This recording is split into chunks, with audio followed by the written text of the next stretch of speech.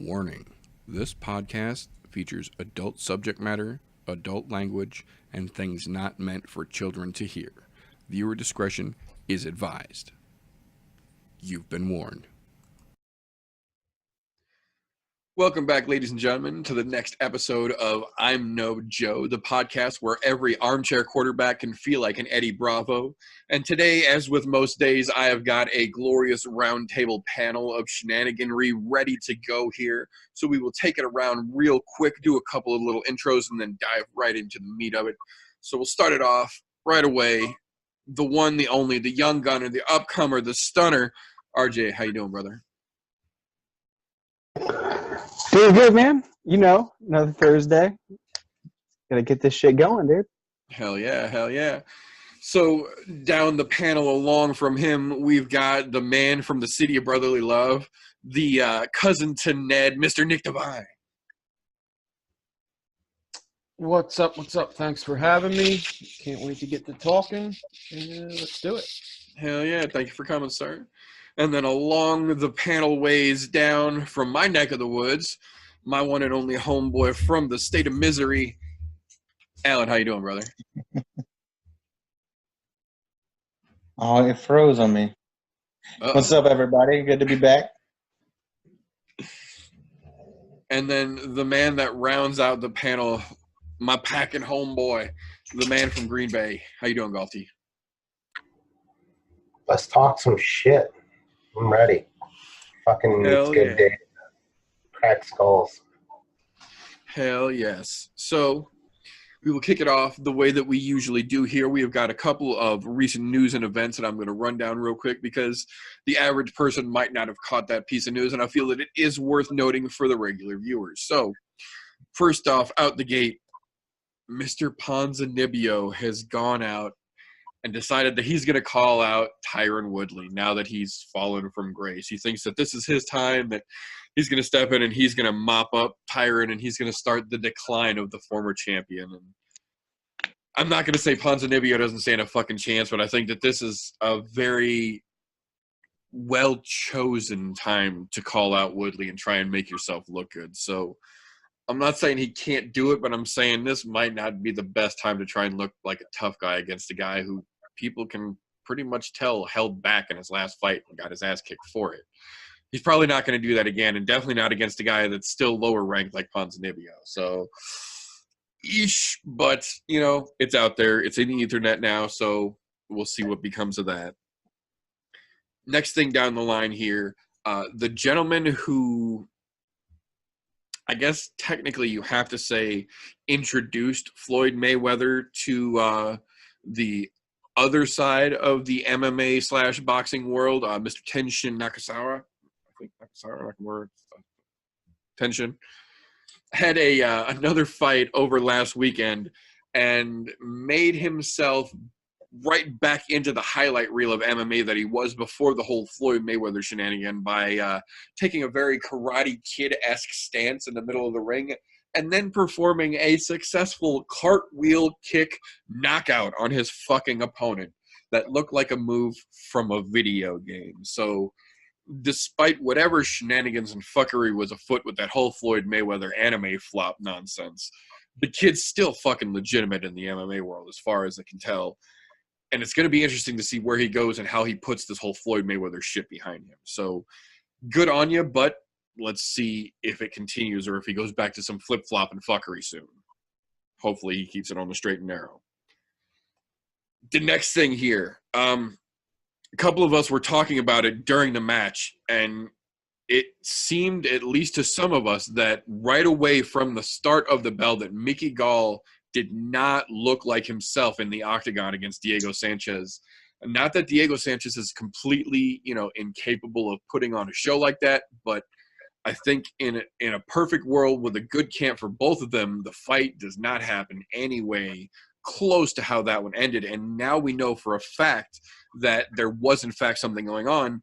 Mickey Gall actually had kidney failure during the entire fight week and right up to the day before the fight, shortly after weigh-ins, apparently.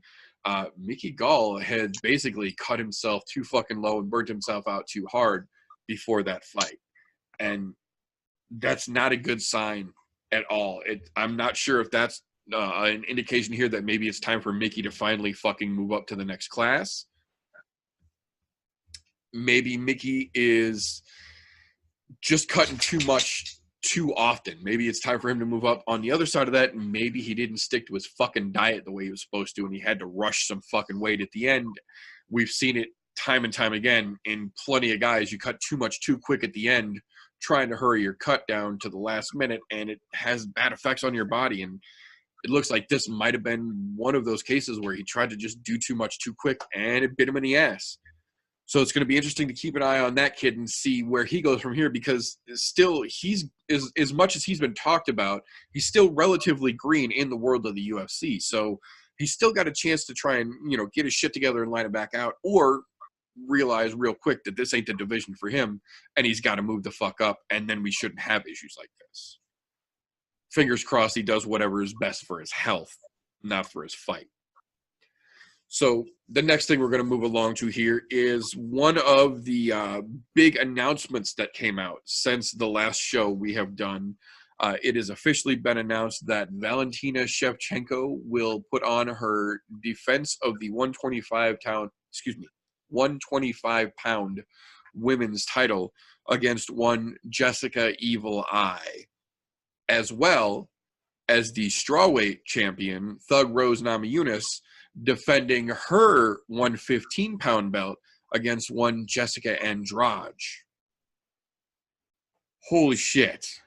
That is a pair of very, very potentially firework performance fights from the ladies' side of the MMA world. Both of those belts on the line against a capable contender. But, man, I don't know. It's a little early to say on either one of those until we get a little closer to fight week and see how they're actually looking, get ready to get into the cage. But either way, holy shit, the lady side of MMA is lighting right back up. Now, talking back on the men's side of the MMA world, there's a little bit of a cringy kind of moment going around. In an interview during this week, Alexander Gustafsson said, in referencing his upcoming fight against Anthony Lionheart Smith, that if Smith beats him, or if Smith beats me, maybe I just don't have what it takes anymore, and maybe it's time I hang him up. And if you're talking about two guys who both just one after the other got the shit beat out of them by John Jones in sufficiently effective fashion, now they're fighting each other, and one says right away that if he loses this, maybe he's going to hang him up. You already got to think that that's a lot of doubt, a lot of retirement thoughts in the back of somebody like Gustafsson's head coming in against Smith, who, for all intents and purposes, is still fairly new in UFC, but tore his way up to the top. So it's like, I don't know, man. That fight has a whole different set of potential consequences that we'll talk about when we get a little closer to that one. But just, you got to be aware that there's some doubt, some serious mental doubt floating around with Gus, and that's kind of scary to see. But that brings us to something where there is absolutely no fucking doubt. We're talking about last weekend, Nico Price versus Tim the Dirty Bird Mean. Holy shit, was that a fight? And I said to my wife when that one kicked off, this is my potential fight of the night right here. This is the reason that I am glued to this card. There was plenty of good fights, but that was the one that I had a feeling from the fucking jump when they announced it. That was going to be the fucking barn burner of the evening, and holy shit was it ever. The come from behind fucking knockout by Nico Price as Tim Means was putting work on him. He was eating some serious fucking shots. And then out of nowhere with that perfect fucking shot that just shut Means' lights off. Oh my God, the crowd went wild. I went fucking wild. It was a great fucking fight. Those boys, I'll never get tired of watching either one of those gentlemen fight. They both always put on a fucking hell of a performance. Real quick, they didn't get fight of the night. Nico got performance. Nico got performance. No, that's what I had thought.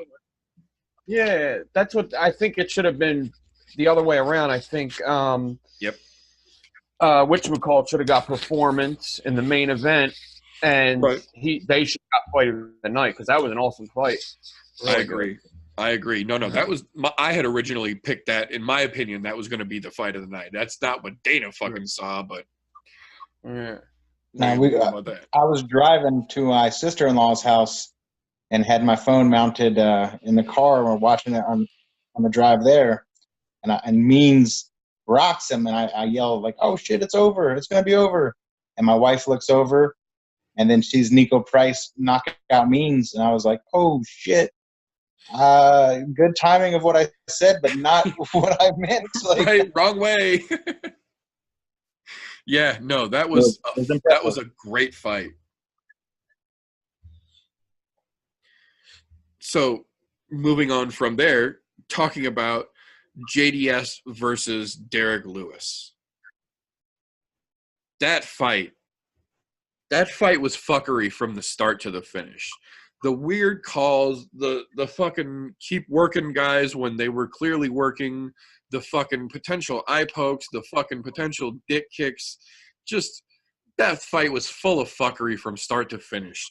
I don't know if Derek Lewis just isn't as good as he appeared to be and lucked himself up to the top, or JDS really was that fucking good that he can come back, still clearly not at 100%, but enough to beat the shit out of Lewis. But man, I felt a little bit, honestly, I felt a little cheated as a fan for that to be the fucking main event. That seemed very much more like a co-main event or like a card opening fight than it was a fucking main event to me. Yeah. I think even seeing before the fights, Derek Lewis just doesn't want to fight no more. He just don't want to fight no more. Yeah, he seems It like might he's be done. injuries. Yeah, he might have made enough money, or he's making money somewhere else. But he, even before the fight, he was saying that, like, the reporters were asking, you know, you just kind of look kind of like you just don't look happy to be here. Do you enjoy fighting? He said, "What does it look like?" He said, "It looks like you're not enjoying it." He's like, "Well, like, Yeah. well, it's time for him to." That he had to renegotiate his contract because they put him into a fight. He didn't want to fight too soon, and he said, "You know what? Maybe we have to renegotiate the contract." So I wonder if he got less fights now, and he's on his way out. My big issue with the self-proclaimed knockout king is his conditioning, and not just stamina, body conditioning. You know, that was a big hit he took to the body. You know, there's no doubt that Yeah. didn't hurt. But look at Mark Hunt's my example. You know, another guy that doesn't look like he's in great physical shape, but is. You know, you don't got to be all shredded to fucking be a badass, you know, or to be in good shape. He's like, yes, you can knock people out. Cool.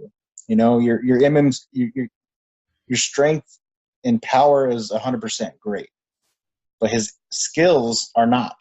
You know, his skills are like king of the cage champion skills. Yeah, you know what exactly. I mean? Exactly. I very much agree. I think in a smaller promotion, Derek Lewis would absolutely be a fucking star that would wreck everybody's fucking world. But then you throw him into the UFC with the best of the best that are cutting to 265, most of them. And Derek Lewis is turning into a fucking guppy in a Shark Tank all of a sudden. And it's starting to shine through that I'm not going to say all of his fucking fights were bullshit, because he's got some legitimate holy shit moments against some legitimate contenders.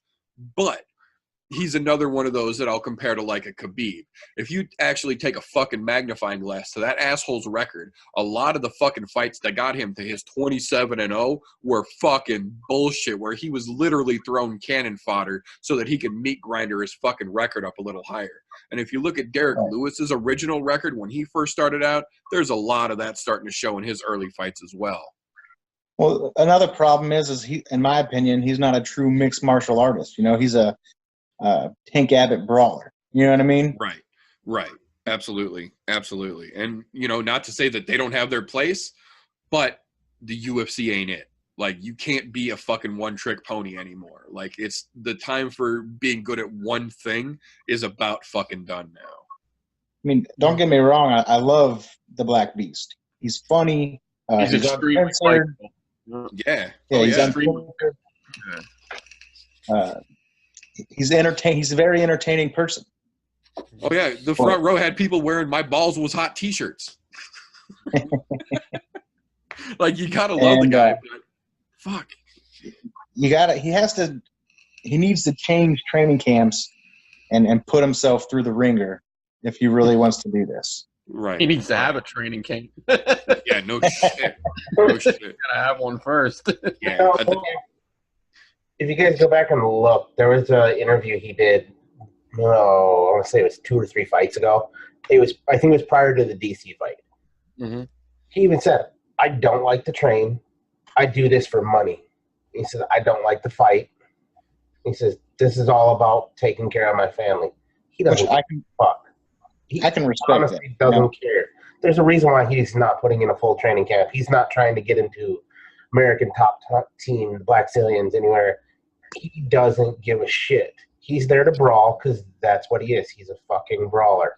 When you said Tank Abbott it took the words out of my mouth before I even had a chance to say them. I kept my mouth shut. But no, he doesn't care. He's not fighting because he wants to be a champion. He even said prior to the DC fight, they asked him about it. No, I want more time because if I'm going to take that fight to try to get the belt, I want to be able to have the stamina to go 5 rounds. No, they threw that motherfucker into the Shark Tank and just let him get chewed up and spit out. That was 8 weeks after he said he didn't want to do the fight. Yep. Yeah, exactly. They fucked him 6 ways to Sunday, but you know what? Money talks, bullshit walks. He took that fucking money. That's what happened. Yeah, I mean, think that's what it was. I wouldn't turn down a couple $1 million to lose. Yeah, and I think that's basically what it was. UFC pulled a fucking dump truck up to his house and emptied a fucking pile of $100 bills on his front lawn, and he's like, "Fine, I'll take the fight." Yeah. So I don't think that it's that he can't do it. He definitely can, but he's not going to be an all-around mixed martial artist. Right. The striking, what fucking some of the fucking Brazilian jiu-jitsu guys are in the sport, or some of the wrestlers, where they're pretty much one-trick ponies. I mean, look at the newest Gracie that it just got a first win, although he can throw hands because we saw it. But he's still a one-trick pony. Went straight to his fucking jiu-jitsu, and I can't blame him. That's his lineage, though. That's Yep, same concept with fucking Ben Askren's right now. I like Ben Askren's. Contrary to what a lot of other people think, he's still just a one-trick pony. He's a wrestler. And he knows it. He even tells you, I'm going to go in there and wrestle him down, then I'm going to pound on him, and then I'm going to choke him. Yeah, he's a grinder. Yeah, he grinds. It's the same thing. There's plenty of one-trick ponies out there. It's just who can pull that one trick off the best. But being a one-trick brawler, that doesn't work in this sport because people will take you down.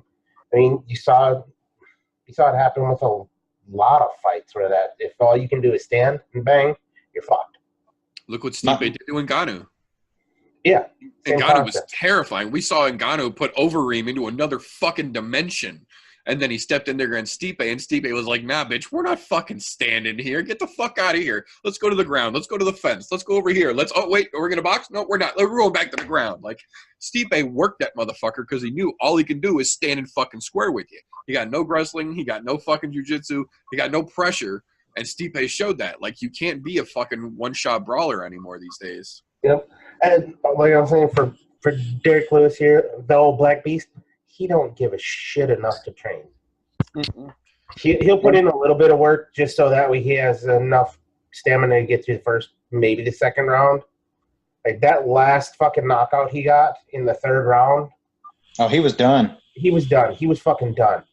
That's why they always say everyone still has a puncher's chance, especially when you're that guy who has single shot knockout ability. Right. It's just a matter of he doesn't give a fuck. It's a paycheck to feed his family, keep a roof over his head, because he's a family man. Contrary to all the shit he talks, he's a fucking family man. Yeah. Well, my big thing is like, and this is to all like elite martial artists or to like up and coming elite guys. You see like the real people the real champions, they're not in a gym where they're the top dog. They leave and go to where they're the medium guy, the middle guy, and are training with people who are better than them, or they bring in people who are better than you are to make yourself better. Yep. And it's stuff like that you have to do if you want to be the best, you know? As cliche as that sounds, like you can't be the top dog in your gym and expect to get better. Right. Very true. Like even with John Jones, like I know that the Jackson gym in New Mexico is like fucking everybody goes there or wants to go there or whatever, but like John Jones trains with the best in each division. You know what I mean? Right. It didn't go so well for old Mike Perry, but that's a different story. Okay.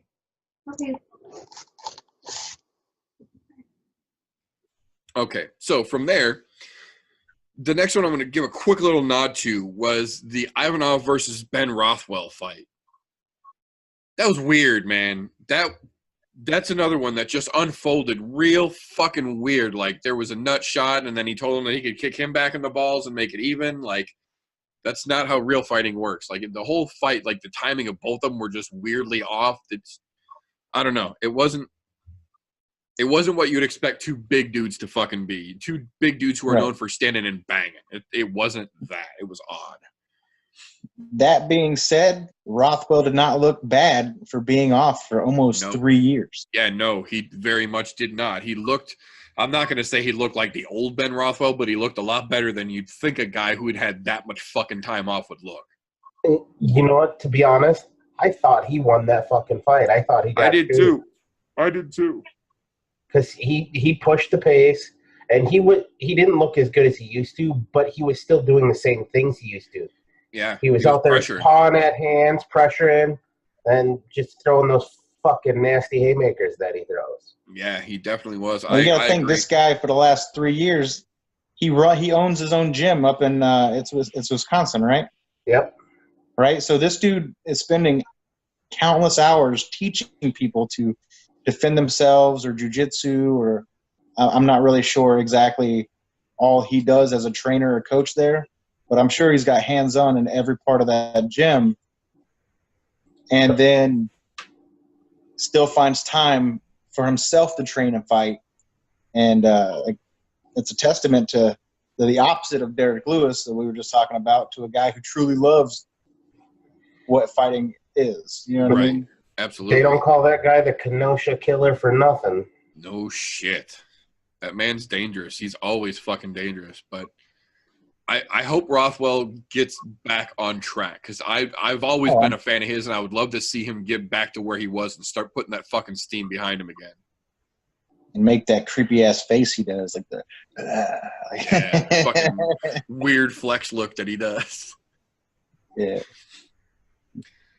But from there are 3 more fights that have been announced that I want to give a quick little nod to that might have slid a little bit under the radar. So the first one I want to talk about real quick is Ray Borg is going to be fighting the first official UFC appearance for Kyler Phillips. Now, Kyler Phillips just came off of one of the most recent seasons of Ultimate Fighter. He didn't win, but he showed a hell of a lot of skill and a hell of a lot of promise in that. And now they're going to go ahead and bring him on up. And we haven't seen Ray Borg in the octagon since DJ put that fucking ridiculous cartoon video game flying armbar on his ass. So this is going to be an interesting little matchup to see how Ray Borg can come back from that, because to his credit, the reason we haven't seen him since DJ fucking video gamed his ass was because he was on the bus that Connor threw the fucking dolly at and actually caught glass in his eye that he had to have removed and was out because of it. So to his credit, it's not entirely his fault that we haven't seen him since then, but on the same page, we haven't seen him since then. So how do you come back from having that be the last thing that people remember you for, aside from the fucking glass in the eye from the bus incident? And on the other side of that, we've got Kyler Phillips, who people aren't really going to have a whole lot of knowledge about because he is a relatively new guy, both in the MMA world, and this is literally his introduction, his debut in the UFC. But this kid is fucking quick, he's agile as shit, and he's got a lot of fucking techniques. So I think it's going to be an interesting matchup here, because he's not Mighty Mouse by any stretch of the imagination, but his style is very similar to DJ's, and it'll be interesting to see how Ray can compensate for that now that he's had a little time underneath it. I mean, that's a big fight coming out the gate. Fuck yes, it is. That's not an easy debut for anybody. But being a debut, like you gotta think about it. You gotta step up being a debut fight coming in. You gotta put everything into it. You gotta kill yourself in your debut fight. So that's gonna be extremely interesting to see. Yeah, it's gonna be big lights. He went from the kiddie pool to the fucking high dive in just one step there. Yeah, that's what I was just gonna say. He went from one spotlight in the fucking tough gym to all the spotlights in a fucking real event. It's one thing to debut against somebody else who's had one or two fights, but granted, the title shot that Borg had was like a year and a half ago. Yeah, a year and a half ago. You're fighting your first fight in the UFC against a title challenger. Yeah, against a guy who's coming off of a title challenge. Right. And if he was to win the fight, which, again, I'm not real familiar with him, that's a huge statement for that division. Hell yeah, it is.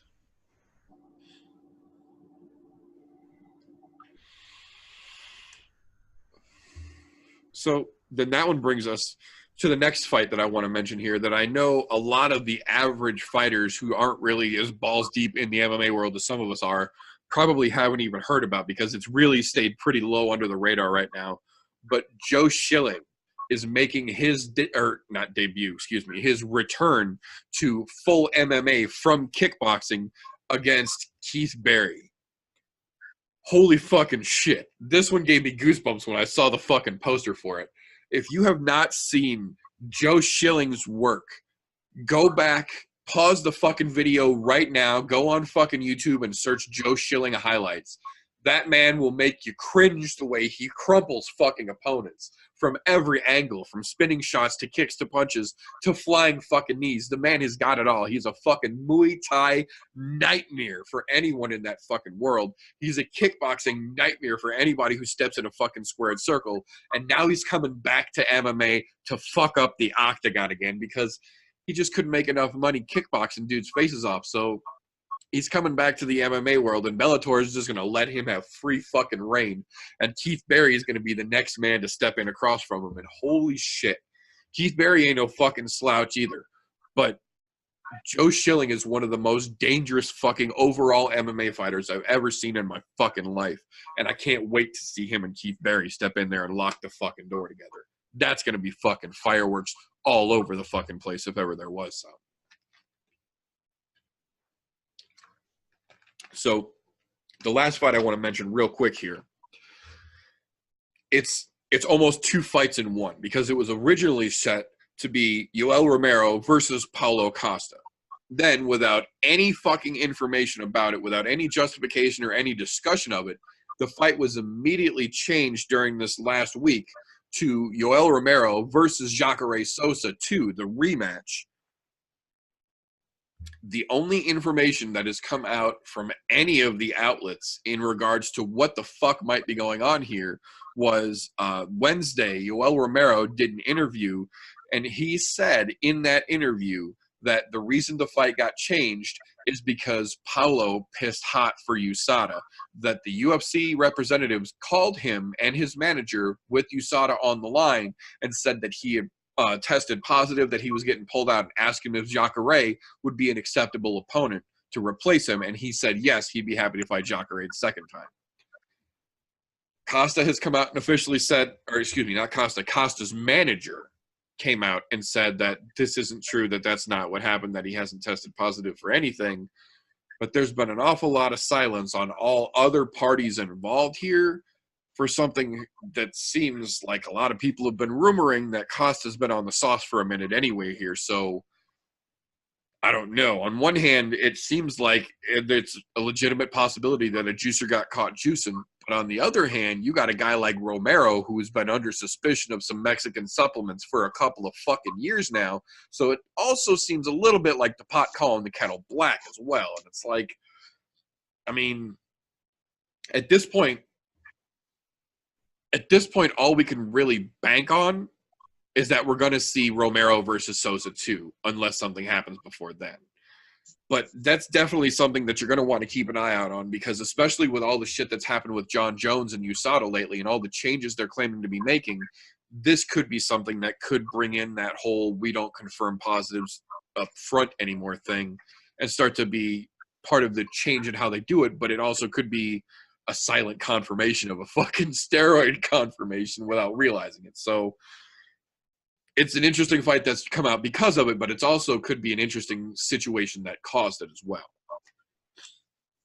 So now, the last little bit of news and recent events that I do want to talk about, because you can't turn on a fucking TV or a news station this week without seeing it, no matter if you're looking on a fucking sports section or if you're looking on fucking NBC News, where I saw it earlier today being discussed.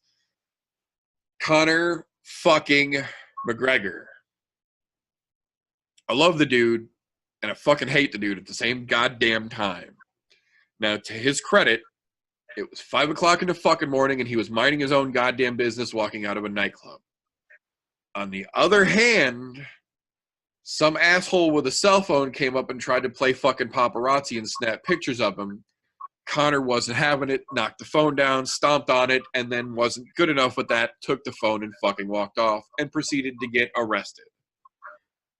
They originally arrested him on 2 felony counts, but have since lowered it. It doesn't look like he's going to be facing 2 felonies anymore, but still, we had the entire news cycle this week interrupted with Conor McGregor news talking about him getting into another fucking scuffle outside of the octagon. Now, on one hand, I get it. He's had more than his fair share of assholes with cameras climbing in his fucking face when he's just trying to do his thing, and everybody deserves some fucking relaxation time. I get it. But on the other side of that fucking coin, you are Conor fucking McGregor. And anywhere you fucking go and anything you are doing where any other person has access to you, they're going to want to take your fucking picture. And you have to understand that. That's the world we live in. It's 2019. You're literally the most popular fucking sports fighter in the world. People will want to take your fucking picture. Now, it's said that he had like 7 bodyguards around him. What I don't understand is why he didn't just let the fucking bodyguards handle this situation. That's literally what you fucking pay them for. On the other hand, it's Conor fucking McGregor, so I get it. But god damn it. That's his personality, man. It's how look at how he came up. Look at where he started at and where he is now. This goes into the whole, you can take somebody out of the ghetto, but you can't take the ghetto out of them. It doesn't work that way. Right. Like even my stepdad, for example, grew up in a really shitty part of fucking Milwaukee. So he's got a little hood rat in him. And he's out of there. But you can still tell he still has that same type attitude because of where he grew up. It's the same concept, Conor. He grew up in a fucking shitty ghetto neighborhood. So he had that ghetto mentality. Yeah, and that's what it is. Poor, Section 8 housing, those types of things, where you have a certain set mentality, and now that you're out of there, that mentality doesn't go away. But you know what? On the other side of that coin, you're smart enough to be a fucking businessman and be set for the rest of your life already because of the deals you've made once you got to the top. Don't be fucking retarded. Yeah, it's like everybody said, he's got all this money, he doesn't need to fight anymore. Yeah, keep watching, because if stuff like that keeps happening, he's going to start needing money again. Because all them lawsuits, all that shit, all them lawyers, all that shit adds up, and he's going to need the money again soon. So if he keeps doing it like that, he is going to have to fight again. Yep. Dude, just deal with the pictures, man. I get it. You want the privacy, but fuck. You know what kind of spotlight you're in. It's not like that shit came out of left field. You've been here for how many years now at the fucking top of everybody's icon list. Who do I want to get a picture of? I'm not going to lie. I'm that fucking guy. I'm close, Conor. I'm trying to take a picture. You knock my phone out of my hand, I'm probably going to swing at you, and then I'm going to get knocked out, which will be all right, because at least then I will have a good lawsuit. Exactly. No, and the evil, ironic part about it is that he ended up in this whole fucking situation because someone was trying to take a picture of him when he didn't want his fucking picture taken, and then he gets arrested.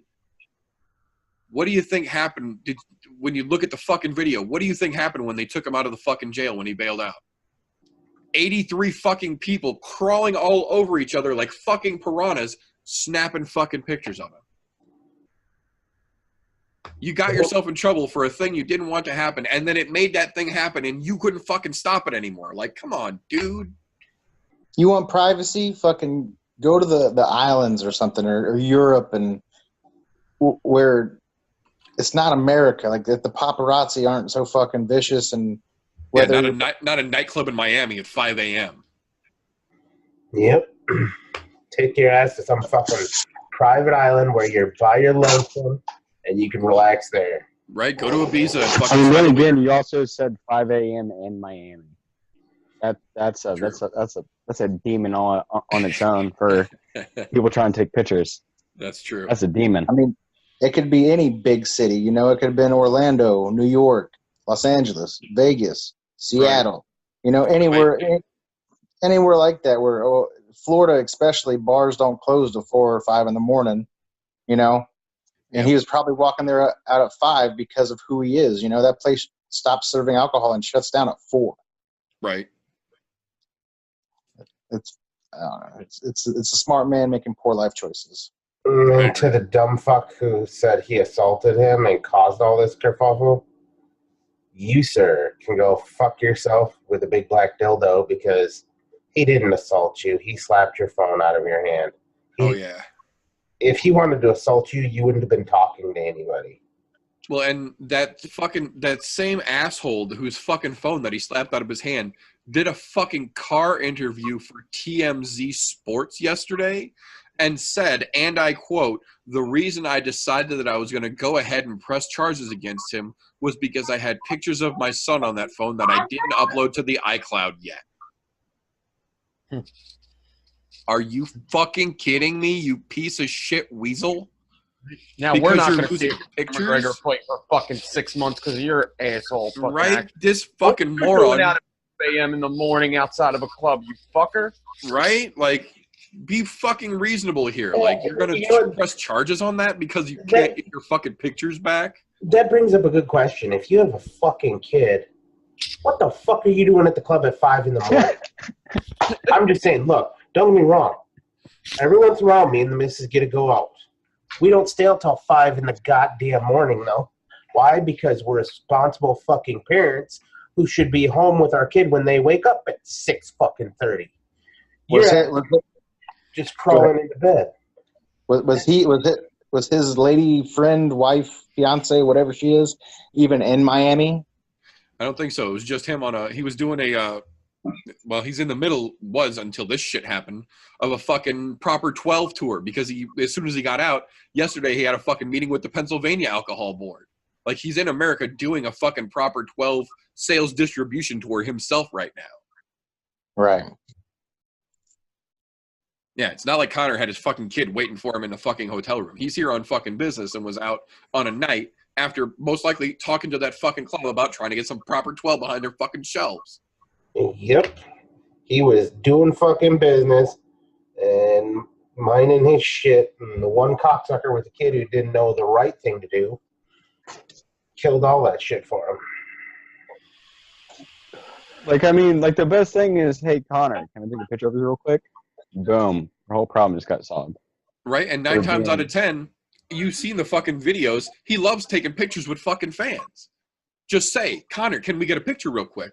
9 times out of 10, he'll be like, fuck yeah, and smile real big and make a goofy face for you. Yeah. And if he's not into it, he's going to say no, respect the man, and fucking call it a day. Exactly. Respect him. Give him a handshake. Well, have a good morning. All right, champ, thanks. Right? And then let it be done. Yeah. No, somebody's always got to fuck it up. It wasn't about the kid's pictures on that fucking phone. It's because he had fucking photos of Connor on that phone that he can't get back now. Yep. Yeah, he can't sell the pictures that he took to fucking the Inquirer and shit now. Sorry, guys. My daughter turned the radio on. You're all good. Well, I don't know how much you'd get for fucking his photos. Those things are a dime a dozen nowadays because there's so many of them floating out there. Right, no shit. But that will wrap up our news and recent events section of the episode today. So that will bring us to this weekend's focus, UFC Fight Night London. Till versus Masvidal in London's O2 Arena. This is another of the very interesting cards the UFC has been putting together lately. So I don't want to break down the whole card here because there are a whole bunch of fucking fights on this card this weekend. But there are 4 that I want to break down that I feel deserve mentioning because these 4 in particular, aside from the potentials of the others, I feel have the most eye-grabbing potential here because of the matchups and who they are. So the first one that I'm going to mention here is going to be on the prelims, and that is Mark Dikiese versus Joe Duffy. Holy shit. Anybody who's watched MMA for the last 5 or 10 years has more than likely seen that bright red fucking mohawk on Mark Dikiese's head. He's got some fucking highlight reel shots in there, and you see that fucking red head both kicking ass and getting its fucking self bounced around about equal. But the dude is a fucking scrapper. The dude can take it and he can dish it out. And then on the other side of the fucking octagon against him, you have got Joe fucking Duffy. Now, this man is a small tank. He has got steel fucking hands, and he's got a jaw made of granite. Granted, it's been tested a couple times pretty well, but who's hasn't at this point in the fucking game? But I think that the matchup between these two is absolutely interesting because their styles are both very similar in some aspects, but completely opposite in some of the more important ways where you're talking about striking and grappling and you talk about defensive fighting versus offensive aggression. I think this is going to be a great fight to watch, but I think this is going to be Joe Duffy's night. What do you guys think about this one? It depends on who gets who applies their game plan and actually can make their opponent fight their fight. Because Joe Duffy's not going to come in there balls fucking blazing. You know, Yeah, he's exactly. going to stand there and then open you up. You know, he's going to do combinations, et cetera, and then. Like when you said when you mentioned they have opposite fighting styles, that was the first thing that came to my mind because I can't even. How do you say his last name? Dikiese. Dikiese, yeah. Right. This dude's. What's the right word I'm looking for? Exotic keeps coming to mind, but yeah, untraditional. Yeah, he's not traditional by any means, and he's there to knock you out with a big shot or a flying knee or whatever. But there have been giant flaws in his abilities with being taken down or lots of holes. There's big gaps in his game. You know what I mean? And he can be knocked out. You know, it's been shown. Oh, yeah, that red mohawk's bounced off the canvas a couple of times.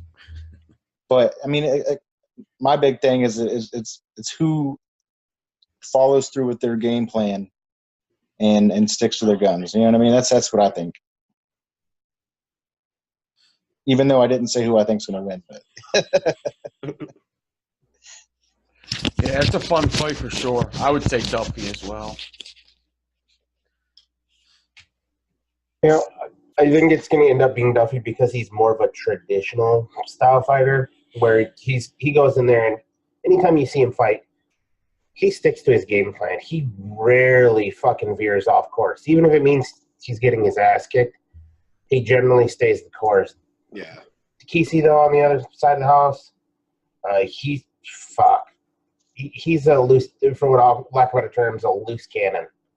That's a really good description of him. You don't know what he's going to end up doing, which that's great because it brings for exciting things to happen. You see a lot of one-off knockouts, shit like that. But on the other side of that, because he's so wild, it's hard for him to gain steam. There's a reason why he's coming off loss. Joe Duffy's coming off a loss as well, though. Yep. But it's that whole loose cannon mentality that he's got where I'm just going to go in there and fucking go buck wild that I think gets him into the most trouble. you're in there with the best of the best in the world, whether they're ranked or not. They don't get into the UFC fucking fighter pool for no reason. Very true. And, I mean, we've seen Joe Duffy go in there and fucking bang, take shots, and still win. Kesey, on the other hand, though, he's been shown where his jaw definitely is not granite. No, not nearly compared to Joe Duffy, anyways. I'm going to go ahead and say, just purely on the fight style on this one, tip of the hat would go to Joe Duffy on this one, purely on fight style and that whole being able to maintain his game plan. To caveat on that is, what is DeCasey going to do if, not to say this will happen, but it's a possibility. What if he gives Duffy his best shot and Duffy's still standing there? You know how much his confidence is going to drop and be like, what do I got to do to beat this guy? And you get in your own head and you make yourself lose. You know what I mean? Even if the fight goes to decision, when it comes to, all right, cool, octagon aggression, I'm going to check the box already for DeCasey, however you say his name. You know what I mean? Yeah. But there's so many other variables when it comes to judges scoring that I think the other blocks get checked off in Duffy's. You know what I mean? Yeah. Yeah, I can't. Go ahead, RJ. I can't say much that hasn't been said. That's why you gotta pop in when you gotta interrupt somebody. Yeah, I can't say much that hasn't already been said. Better to ask for forgiveness than permission. Yep. Oh, so from Life there lesson right there. Right. So from there we will move along to the main card itself. The first fight I want to talk about real quick on the main card here is Volkan No Time Ozdemir versus Dominic Reyes. Holy shit, boys and girls. Keep your fucking seat warm for this one because you're not going to be in it. You're going to be on your fucking toes. This is going to be a fucking bangers war. Volkan is coming in to try and take his head off, and Dominic, who I did not realize until today is actually bigger than Volkan, is coming in to try and put Volkan out in the first round. This is two large fellas coming in determined to put each other out in the fucking first. This is two dudes who both have the ability and the fucking strength to stand in the center of the octagon and swing till someone falls the fuck asleep. And that's what they both say that they're going to fucking do. This one could be a very, very short fight. That being said, I feel that Volkan has the better overall striking chance because Reyes, like TJ was saying a minute ago, is a little bit more of a loose cannon when it comes to his striking. He tends to throw a lot more wider, a lot more wild swings, a lot more hooks, whereas Volkan will come in and piece you up with that fucking jab, and then as soon as you start biting on the jab, he starts putting combos on the side of your fucking skull. I feel like Volkan has got him here. I feel like Volkan's striking is better. His fight IQ, I feel, is a little better. I think Volkan has a better chance to get out of the way of Reyes' punches, whereas Reyes is not going to be worried about trying to dodge as much from Volkan. He's just going to come in and go super fucking aggro, I think. So I'm putting my check mark down for this one here in the corner of Volkan. What do you guys think? My word of the day for me is caveat. All right? Caveat on that is I don't think – I know Reyes can knock people out. You know, it's – dude went like his first 3 fights and fought for like less than 5 minutes or something like that. If I'm right, I could be mistaken, right? I don't think he has the experience to beat him. You know, to beat Volkan. Like I don't see it playing out any way in my head besides a puncher's chance. You know that he I know you can knock somebody out.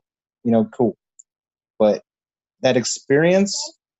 Even with Volkan coming off that Anthony Smith loss, you know, that was a hard fight against a great opponent. You know, I lost track of what I was going to say, so I apologize. But my daughter came up and flashed a light at me. She's like, "Look, Daddy." No, I just don't. I don't see Reyes being able to do it. There's nothing in my mind that's like. I mean, I know he can knock people out, and he could win that way, you know. So yes, I'm beating a dead horse. I apologize, but I just don't see anywhere else at all. I can't even fathom him winning anything. I would be totally like, ugh, if he pulled it off any other way. You know what I mean? In that case, let me borrow your word from you. One other caveat to that. There is something to be said for Dominic Reyes, and it's not Reyes himself, but it's the record. He does have a 10-0 record. And that going without a loss thing, that can do a lot for people's confidence going in there. So depending on how he plays off of that, it could be that he does luck out and get that puncher's chance. But instead of that, you guys are right. He doesn't have the octagon time, for one, because most of his fights have been finished quickly. And there's a reason for that. He can strike, but the other trying not to say the word caveat, but caveat comes to mind. God damn it, now it's stuck. Fuck. The other caveat to that is because he does swing those wild fucking wide haymakers, that's a good counterpunch for somebody who's coming over the top too. So he does fucking catch one of those outside wild over the tops on fucking ducking a punch. If he slips one just right, that big overhand will be there. I mean, Reyes, he's a long fighter. You know, he knows how to use his range. As soon as his prior fights proven, he finds his range very quickly, and he uses it, unlike a lot of long fighters. You know what I mean? You know, you're right. The only sad part I see about this fight, doesn't really matter who wins because they're still in John Jones's division. Yep, that's true. Well, I mean, the only downside with him throwing just wide hooks is that cuts down a lot on your just distance from a straight jab or quick pop or this huge just hook, just wild swinging hooks. I mean that if you just get jabs in, you can really set the distance, step in, and then get a combo left right hook and actually put some more damage in than just swinging wild, just trying to go for the kill. Well, the funny thing. Oh, go ahead, Garja. Sorry. Vulcan, dude has some of the fastest fights I've ever seen, and with him saying like this is going to be first round done. What, 1 year he had like a 26-second fight, or a 23-second fight and a 46-second fight. So if he says like, oh yeah, this is done first round, within 2 minutes of the first round, this is over, I'm gonna believe that. A testament to Reyes' power, though. If you got shorter arms, your stronger punches are the hooks. You know, and usually longer armed fighters, their stronger punches are straights. You know, so when you got a guy who's long, throwing wild hooks and knocking people out, he's whether you believe or not in the word I'm about to use, he's got a God-gifted talent of strength. You know, you can't. I mean, no matter how hard you train, it's one of those things: is you got it or you don't. Right. Very true. Yeah, I was thinking of another word, but I can't use that because it's not right. So I'll call it deep DD strength. Who was Reyes' last fight? Does anybody know? OSP, right? I believe it was OSP. Yeah, I guess I would take OSP. I think it's a coin flip altogether, but I'm just looking up the word caveat right now on Google. So.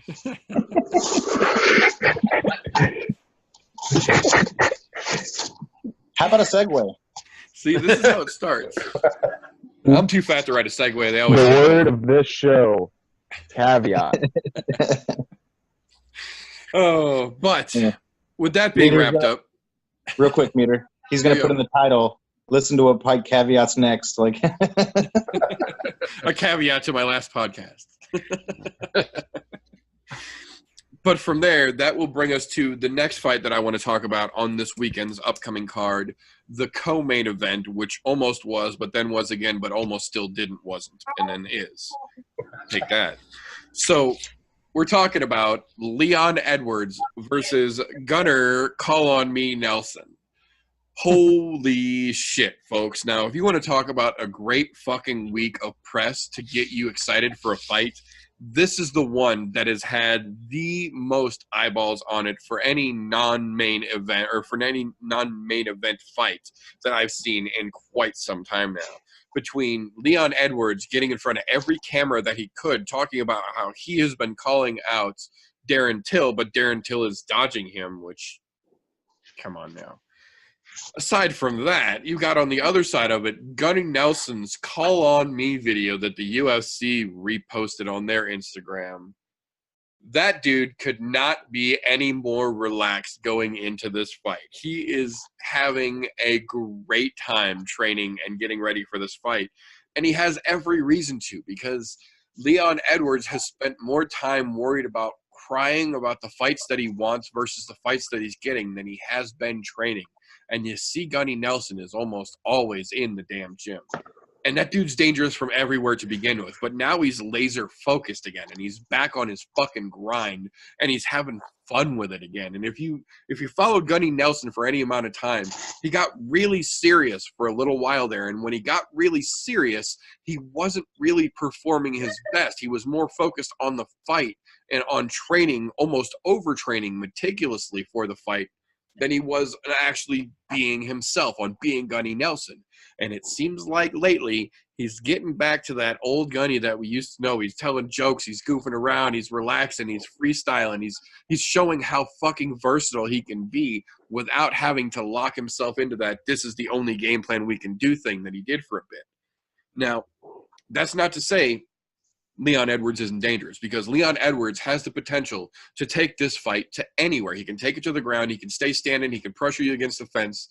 Leon Edwards has a very well-established toolbox. But Gunny Nelson has just about the widest array of skill set of any active fighter in the UFC, in my opinion. On top of that, he is laser fucking focused on getting back to the top. And that Call on Me video that I can't stop fucking referencing enough shows you just exactly how loose he is mentally right now. He knows there's a fight coming up, and he's still having a little bit of fun with his training camp to get himself there.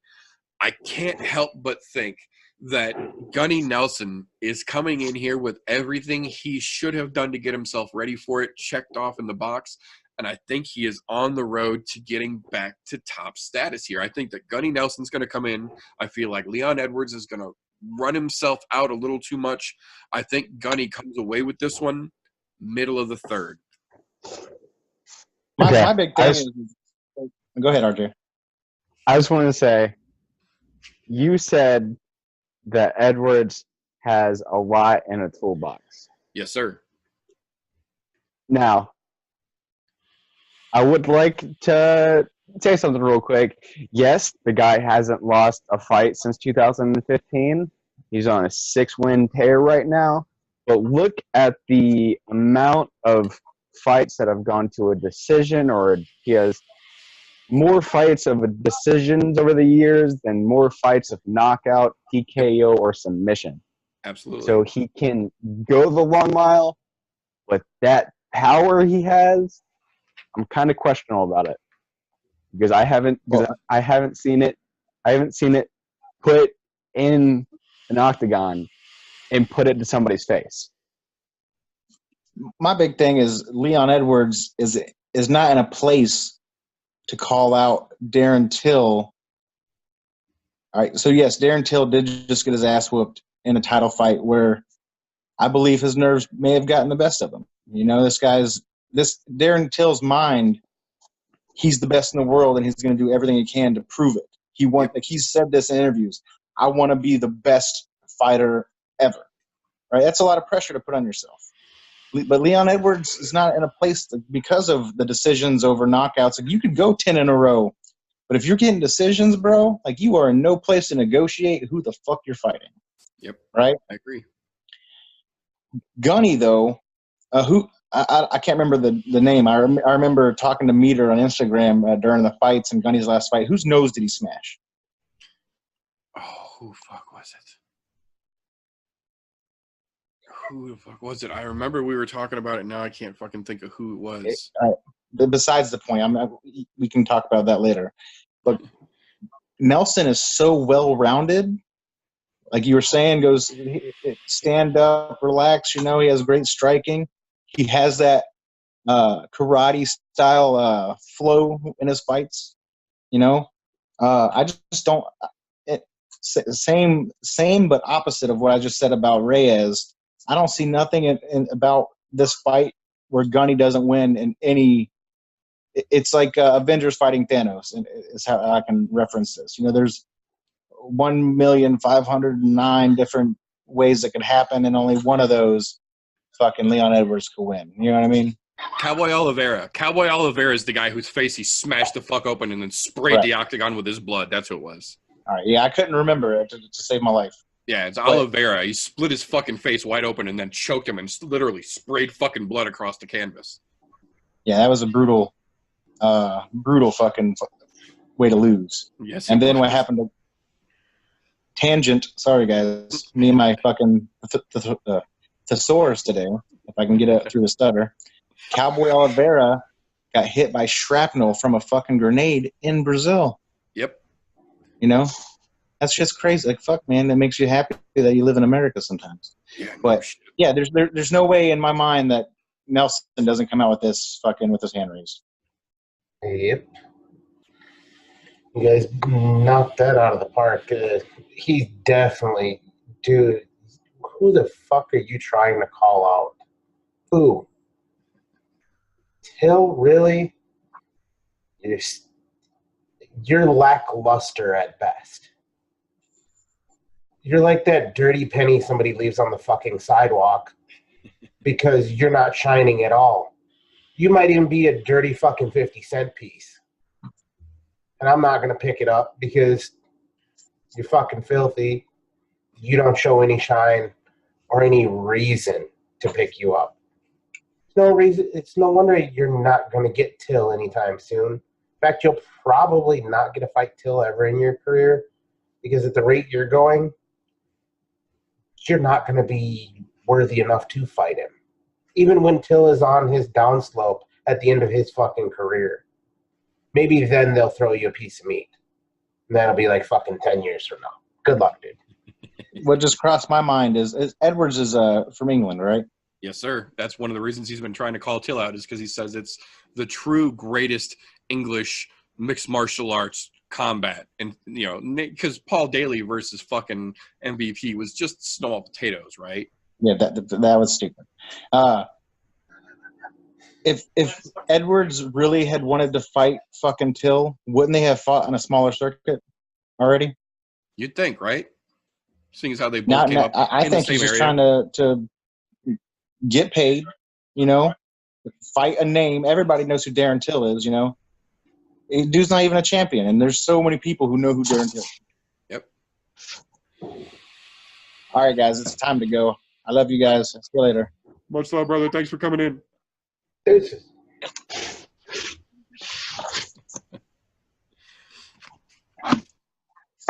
Okay. So, with that being said, that will bring us to our meat and potatoes of the evening. The main event.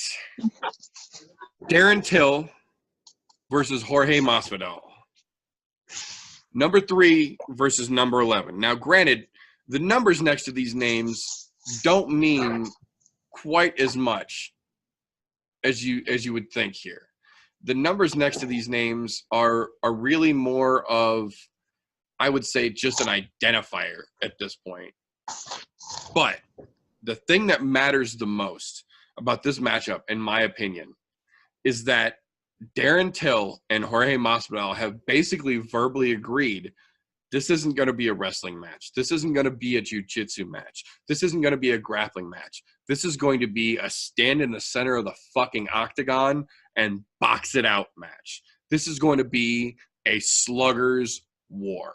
And it's not that we haven't had enough of those, and it's not that we haven't had big ones, but this one is one of the most polite sluggers wars that we've had built up in quite some time now.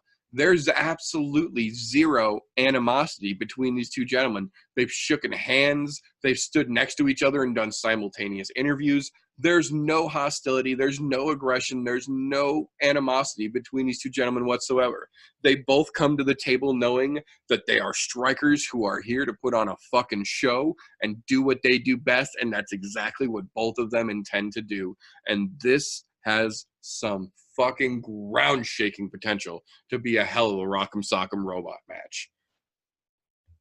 The thing that you have to remember here is that Darren Till has only lost one time since 2015, and that was to Tyron fucking Woodley while he was in the prime of his status as champion.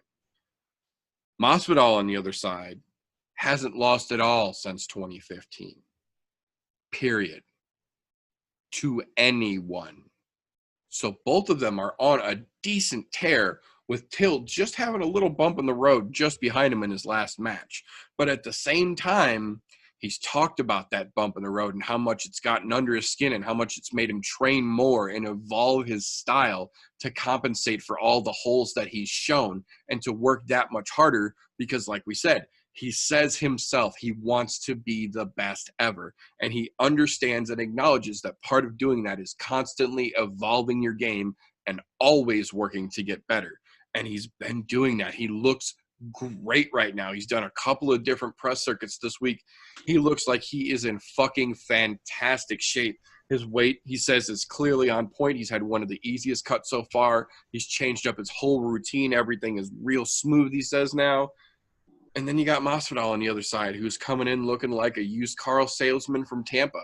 Hair down, flowing all over the place, nice floral fucking button-up Hawaiian shirt on, flip-flops with his fucking cargo shorts, and not a fuck to be given. These dudes are not here to hype it up McGregor style. They are not here to make you think that they fucking hate each other. They're not going to do a shoving match during the fucking face-off. These two dudes are coming in here because they are both bangers and they're ready to stand and fucking bang one against the other. And it's going to be a great fucking fight in my opinion. The problem is that these guys are so fucking close to the same level. Their styles are so fucking similar. It's almost impossible, in my opinion, to pick a clear winner. This isn't one of those lopsided fights where styles are going to determine who beats who here.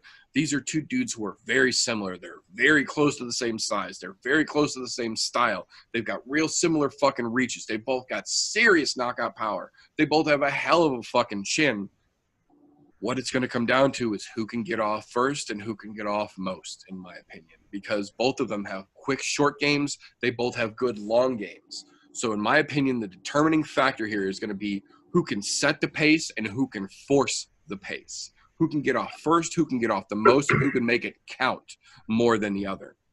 In my opinion, I'm calling it Darren Till wins in London. And I don't think it's just because he's in London, but I think that just like with the Wonder Boy fight in his hometown of Liverpool, I think the fact that he's going to be in London, in England, in his home country, is going to give him just a little bit more oomph behind the fire that you can clearly see he has already got in his fucking eyes. I think Darren Till takes this one. What do you guys think? I think Masvidal better hope it doesn't go to decision because he's not good with decisions. I think Till's a better point fighter. I don't care who wins. I just want to see what happens. I'm a little skeptical of how good Till is. I think he's the best self-promoter I've ever seen. I really enjoy him. I hope he's really good, but I'm a little skeptical of how good is he. I just want to see this. I hope he's as good as people think they are because I think it would be exciting if he was. But, yeah, I do want to see this fight. I just want to see the next Till fight for sure. And I think Masvidal is a good fight. I think it's going to be rough for him because Masvidal also has a good gas tank, and with that weight cut, he might be doing good. But fourth, fifth round, who knows what might happen. But if it goes to cards, it's going to be rough for Masvidal. One thing I was thinking, I guess we can wait until after this. It has to do with this fight, though. The whole Ben Askren talk about Usman, it gets on my nerves because of guys out there like Till that deserve. And There's a bunch of guys that deserve it before Ben Askren, but we could talk about that later. I just think there's so many other guys that deserve it before him. I agree. Well, I'm going to throw some MMA math your way here. Both of these guys have both dispatched Donald Cowboy Cerrone, and both done it in a dominant fashion. Yes, they have. I love Cerrone, so that's tough to say that. But they've both fought Wonder Boy as well. Only one of them has beaten Wonder Boy, though. That's right. That is Darren Till. So if we're looking at MMA math, because of how close they're fucking matched up and their striking abilities, you have to give the edge to Darren Till. However, we know MMA math doesn't work. True. Jorge Masvidal is nobody to fucking sleep on by any means. Darren Till is obviously not either. And I think Jorge Masvidal also, I think did he beat Damian Maia or lose to Damian Maia? I can't remember. But neither one of them have had easy opponents. Yeah. Lost in decision. Neither one of them have had easy opponents to fight against in their last 3 or 4 fights. So it's not like they're fucking chumps that have just got thrown up there into the high rankings. Till obviously did not, because he went through some really tough opponents to get where he is. Yes, he did. He earned his way there. Masvidal, those couple of losses he's had, though, to both Maya there and then fucking to Wonder Boy, I gotta say, earlier before we started the show, I did say, it could be kind of a toss-up, and the rankings really didn't matter in this one. I think the rankings are pretty right on the more that I think about it. And I'm not saying that Masvidal should be ranked 11, because to be honest, I think he should be a little bit higher. I think he's a better fighter than what they're giving him credit for. But you also have to prove that by winning fights. Losing fights does not get you a higher number. It's just the way the game works. To be honest, I really hope Darren Till wins this fight. And not because I don't want to see Masvidal win. I love watching Masvidal. He's a fantastic fighter. But this is the reason. Because it gives me somebody from London or somebody from fucking England I will actually like and root for. And hopefully he can be the best. He can be a champion. So that way I can say there's at least one champion that's come out of fucking England that I like. That isn't a cocksucker, a Bisping of the nature, I'll say. Because, to be honest, Bisping's an asshole. I love that about him, but he's a fucking asshole. Darren Till, he's not that asshole. He seems like, for the most part, he's a pretty genuinely nice guy for the most part from when you're seeing him do interviews and all of that. If you watched all Bisping shit, he was a cocksucker all the time. It didn't matter whose dick was in front of him. He was open up and blowing. So, I'm just saying, I would love to see fucking Till win, purely on that fact of I want to see him get another shot at the title. And I think if he does dispatch Masvidal in a dominant fashion, he will get another run at it. And Usman's right up on his fucking plate. And to be honest, I think he can beat Usman. I agree. I agree very much. I think the style-wise matchup between him and Woodley was not good for him. But I think if you look at what Usman's good at, not what he displayed against Woodley, because that was more of a show-off than an actual show of his talent. But if you watch Usman's fights and you look at the way that he tends to go at a very long, sprawled-out approach against a guy like Till who knows how to use his reach and he's such a great fucking point fighter, I think that goes real bad for Usman if those two get to tangle. That's it. And Till still has fucking knockout capability, even though he's a fantastic point fighter. So, I mean, in all theory, this fight can go either fucking way, and I can see it going either way. Oh, yeah. And yeah, by all means, I'm calling Till, but I would not be surprised or upset in any way, shape, or form if it went the whole other way and I was completely wrong and Masvidal did everything that we're expecting Till to do. To be honest, I think it's gonna end up being a fucking barn burner of a war. I agree. And Masvidal has just as good a fucking chance to win this as Till. I'm gonna say Till purely on MMA math. And I know that's the wrong fucking call when you do this shit. So what'll probably happen because of MMA math is Till will end up losing. However, I'm going to go with the MMA math on this one and say Till. So my only thing of like over the last couple of days of like researching and trying to like get like an idea together. When was Masvidal's last fight? 2016. It hasn't Late been that 2016. long ago. I Was it? believe it was. I believe it was the end of Pretty long. 2016. I thought he fought in 2017. I think it was 17. Yeah, it Because was. I got I have it down in some notes. The last fight that I could find from him was November of 17. Yeah, that was the Wonder Boy Thompson fight.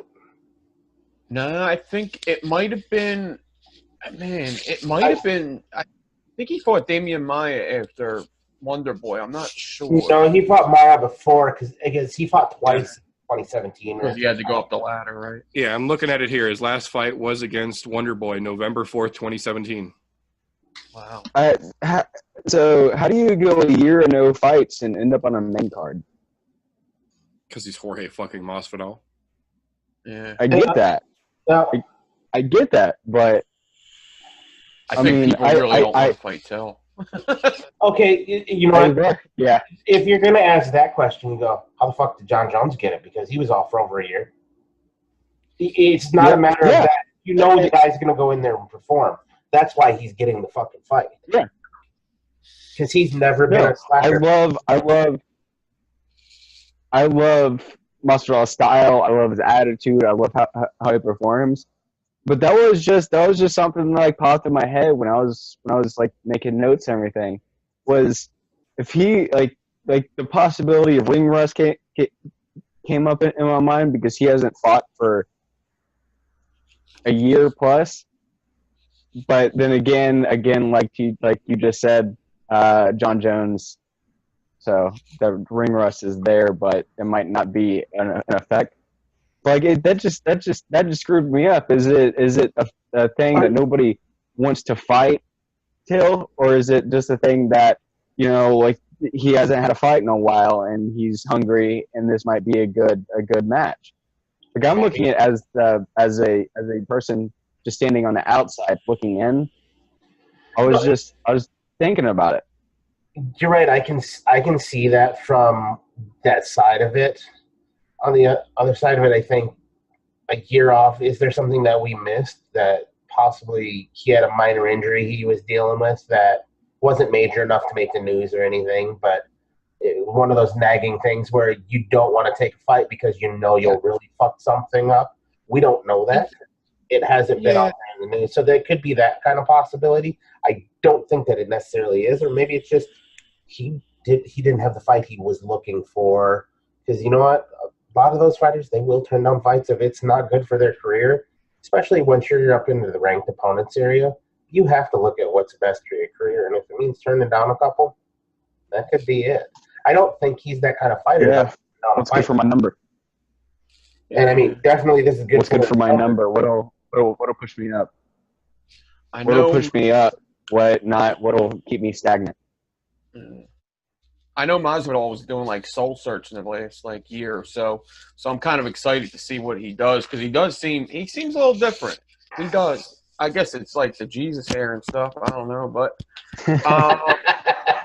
it is weird because you would think it seemed as though Till and Gunnar Nelson were down to fight each other. So it seems like the better matchups would have been Gunnar Nelson versus Till and Leon Edwards versus Masvidal. That seems like that would have been better matchups. I don't know. I think rankings that makes sense. Isn't Gunnar Nelson above Masvidal?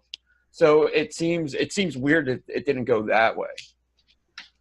In England with the main fight.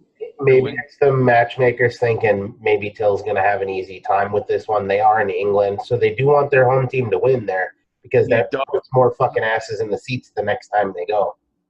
True. Yeah, I mean, but isn't Gunnar Nelson more English than Till? No. Gunny's Dutch, I think. Dutch or Swedish. And Till is from Liverpool. They just give till them UK fights, so don't they? They Oh, really yeah. feed them to him. You got Liverpool, this, and I believe another one too. I believe he also fought in the UK in another UFC Yeah, I fight. think he was on the Birmingham card year before last as well. I think so. I think you're right. And actually, Nelson is from fucking Iceland. That's what it is. Iceland. I knew he was one of the Norwegian areas. Probably from like fucking Reykjavik or something. Right? Out there in the middle of the fucking nowhere. You gotta be tough to fucking live in that kind of place. Yeah, no shit. But that being said, that's going to conclude our breakdown for this weekend's UFC London card. And I do have one more little thing that I did want to talk about this evening, just because is interesting as some of these fights on the London card are going to be. I don't think it has as much of a pop as some other cards that we've talked about recently. So I did want to give the fans one more little thing here off the top that I want to talk about. And this actually came from something that we were talking about a little bit earlier with Nick. I want to go around real quick, straight off the top of your head, no research prepared. Each one of you gentlemen, your favorite fighter ever and why? Damn, only one. Oh, so I shit. asked this question earlier. So, Yep. Favorite fighter ever. If I had to pick just one, I probably would have to go with Robbie Lawler because he has the 2 titles. He had 2 titles, right? Yeah, he has 2. I don't think he definitely has the UFC, and then he had something I somewhere think he had else. WEC or Strikeforce, one of the two. Yeah, I don't. I don't think it was Strikeforce, but it was definitely 2. Because when I was researching him and Ben Askren, they both had 2 titles. And so him, just his grit, his attitude.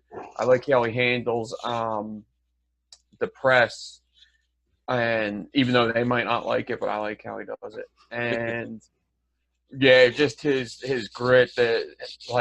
My favorite fight of all time is him and Rory McDonald. So probably him. That's just Damn good choice. Stylebender's getting up there though for a Fuck yeah. he's getting up for a newer guy. Yeah. Yes. I agree with that as well. I'm going to go right off the top of my head. Old school fighter. Yes, we've seen him recently, but he's well past his prime.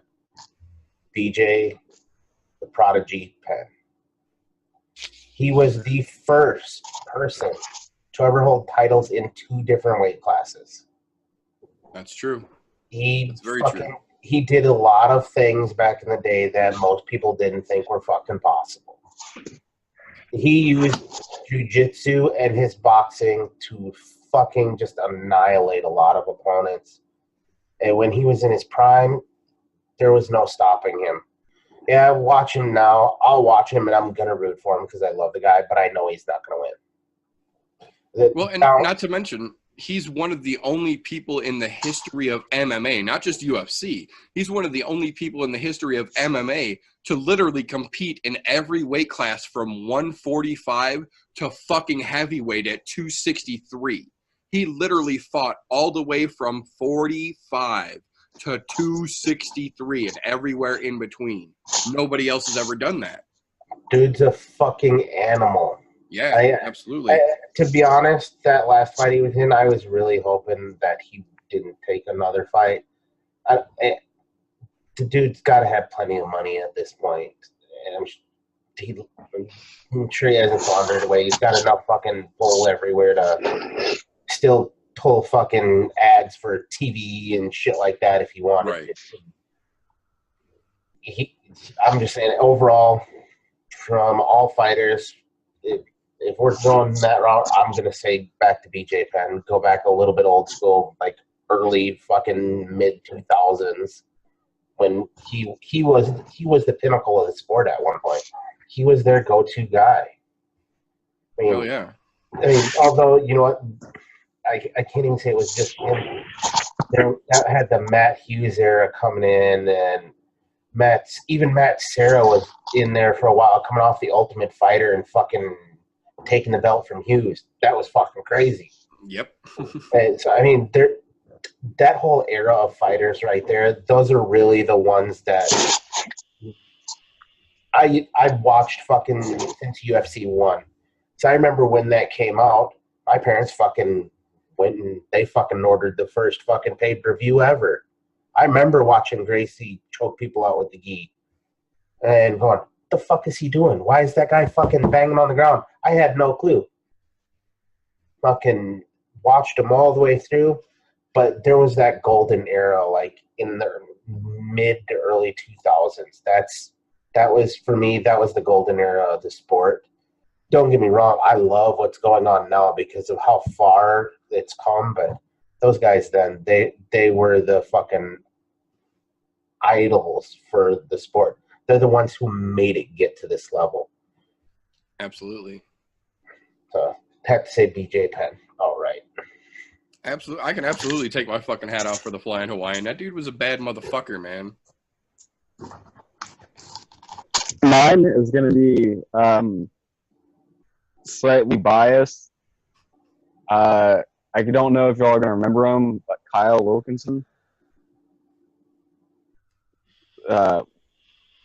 Been a few years because he left left the UFC. And I say he's my all-time favorite because he's my brother. Oh shit. So I'm slightly biased. Yeah, it's all right. Understandable.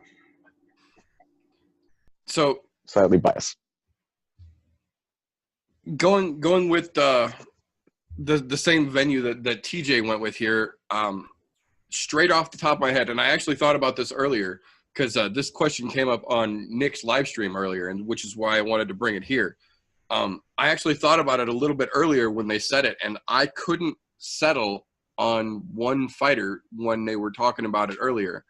And then when I wrote it down to bring back up at the end of the show here, it, like a fucking lightning bolt out of the blue, it hit me, and I don't know why I didn't think of it earlier, but I'm going with it now, and it's along the same vein that TJ went with, one of an old school fighters.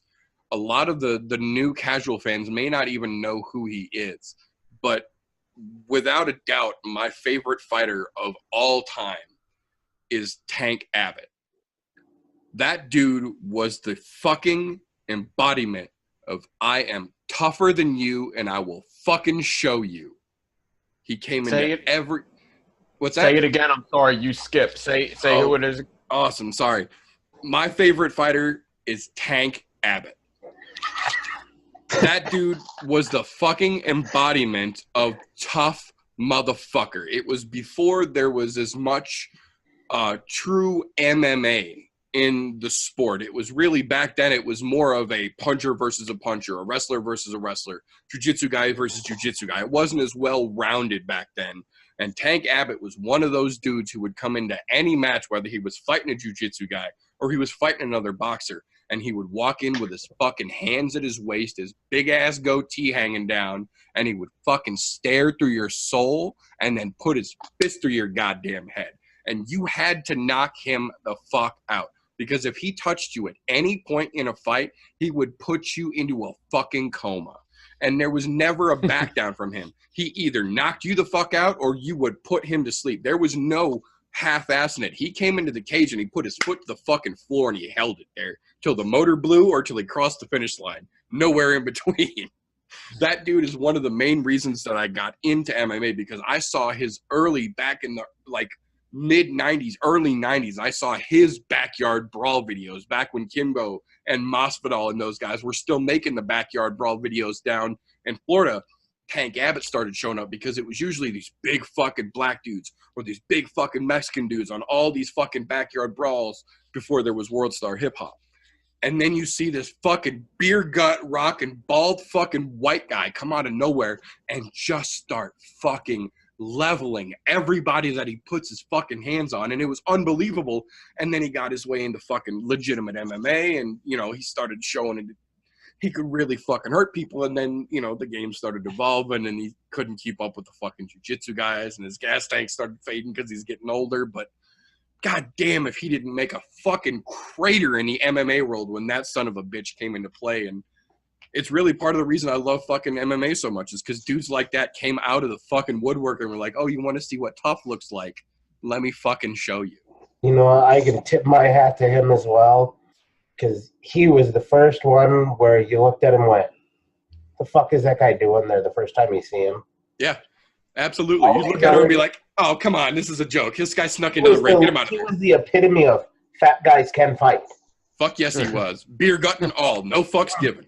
Like, he paved the way for big boys. There would be no Roy Nelsons in fucking MMA if it wasn't for Tank Abbott. You wouldn't see fucking old Junior Beanies and fucking Mark Hunts.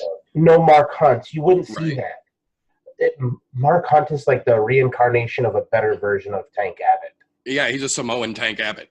Yeah, pretty much. Yep. No Derek Lewis's. Yeah, no shit. You wouldn't see those fighters if it wasn't for him going in there and wrecking people, and they went, oh, I guess even people that are out of shape can beat people's asses, or look like they're out of shape can beat people's asses. It's not that he was out of shape. He was in his kind of shape. Yep. Albeit round, it fucking worked. That's all he needed. He knew how to use that gas tank for his sex drive to lean into a fucking punch and KO people. Fuck yeah, that dude put all his body into it, and he would send you into fucking orbit. Fucking glorious to watch, especially when before they were fucking wearing gloves, and he's out there just doing it barefisted, just fucking. Yep. Yep. Oh, good times all around. I think that was a great little topic to round us out here. So that's the show for this evening. I want to take a second here. I want to thank all of you gentlemen for coming out, for giving your piece, for spending your time here with me talking some shit. Special thanks to Alan, who had to dip out on us early. We appreciate him popping in. It's been a minute since he's been around, and glad to see him back and doing well. So we'll run down the line here real quick. If the people want to continue the shit talking and get a little deeper into the MMA with you, RJ, where are they going to be able to find you? Instagram, RJ__vapes. Hit me up there any time of the day, because apparently I can stay up until 5 o'clock in the morning bullshitting with Meter on Zoom. So shoot me a DM, hit me up, talk some shit. Hell yeah. Thank you very much for coming, brother. Appreciate that. So if the folks want to check out some, I don't know, maybe coil building tutorials, maybe learn a bit about the history of a guy walking around Fishtown, where are they going to find you, Nick Devine? N.Divine83 on Instagram and YouTube, mostly YouTube. And, yeah, if you want to talk any MMA and you're in a chat or just drop a question or anything so I know you're there, because I'd like to get more into it. So, and find out who's watching MMA, who's a fan, and stuff like that. But thanks for having me. This was a lot of fun. Even when the cards aren't the biggest, best cards ever, it's still a lot of fun to do these. Absolutely. Thanks for coming on, man. Always appreciate your time, sir. Now, if somebody is dumb enough to think that the Bears are going to beat the Packers, or that they know more about MMA than the average fuck, where are they going to be able to get a hold of you, TJ? If they have something stupid to say like that, they can go fuck themselves to start with. But they can find me on Wednesday nights, 9:30 Central, Golf T Vapes on YouTube. Find me on the Instagrizzles. Hit me up wherever you feel like talking shit and getting your asshole cleaned out, because I will do it for you. Thank you again very much for coming, brother. I always appreciate having you alongside me for these. So, ladies and gentlemen, that is all we have got for this episode. If we have managed to hold your fucking attention, see, and now I can't even words. If we have managed to hold your attention for this long through all of our shenanigans, please consider giving us a thumbs up, maybe even a subscribe. If we tickled your fancy enough, by God, give us a fucking share. We're trying to grow this damn thing. On the other side of that coin, if you think we're just a couple of fucking morons sitting around talking out our asses to a couple of webcams, give us a thumbs down. We fucking earned it, and I don't blame you. You don't have to come back. But that's all we've got for this evening. So we're going to wrap this up. Remember, folks, don't let ignorance stop you. you can root for anything. Have a great night, everybody. Our podcast host. Watch me talk funny. I can word sometime, too. That's a caveat. Everybody was kung fu fighting. Those kids were fast as lightning. In fact, it was a little bit frightening. But they fought with expert timing. There were funky Chinamen from funky Chinatown. They were chopping them up, they were chopping them down.